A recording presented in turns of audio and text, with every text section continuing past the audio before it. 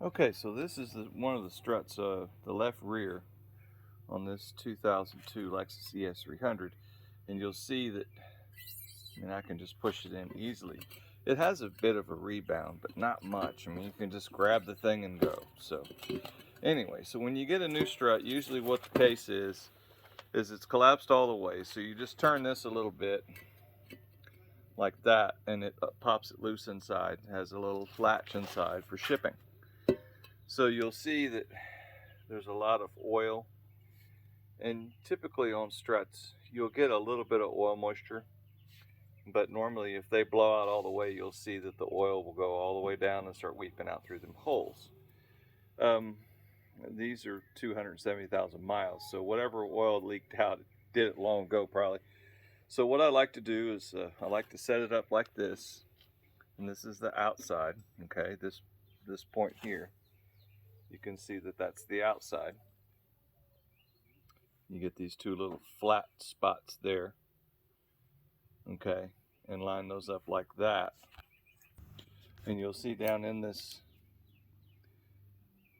strut hat here that we've got two little flat sides that fit into this business here, okay? And so that's how you're going to want to be lining this up. You're going to want to be lining it up so it looks like this when you put it on, and you can feel it lock in. Now, if you don't have the tool, there's a special socket that fits on this that holds it, okay? If you don't have that, you can do your best to hold this thing into those slots and tighten it up.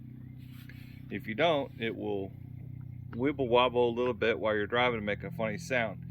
You'll have to take it back off after you buy the socket and tighten that up. So, but this bolt here will align with the outside pretty close. After you get it together, you can turn it a little bit, but you're not going to get much forgiveness on that because the spring is holding everything together and it's kind of bound up a little bit. But that's how you want it to look.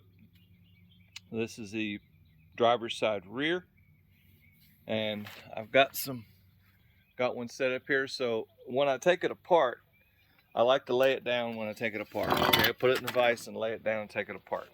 When I put it together, I like to do it like this, because I stand it up in the vise, because I want this to set down in there, in this gasket to set in the right spot. That's really hard to do when you have it laying down.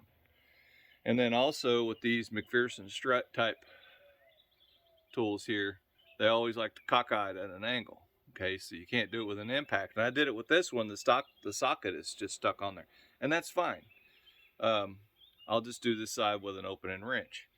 But right now, where I've got it set up with that pointing out, and it's locked in. Well, if I push down a little bit, yeah, it's locked in on that, and I can tighten this up and hold that.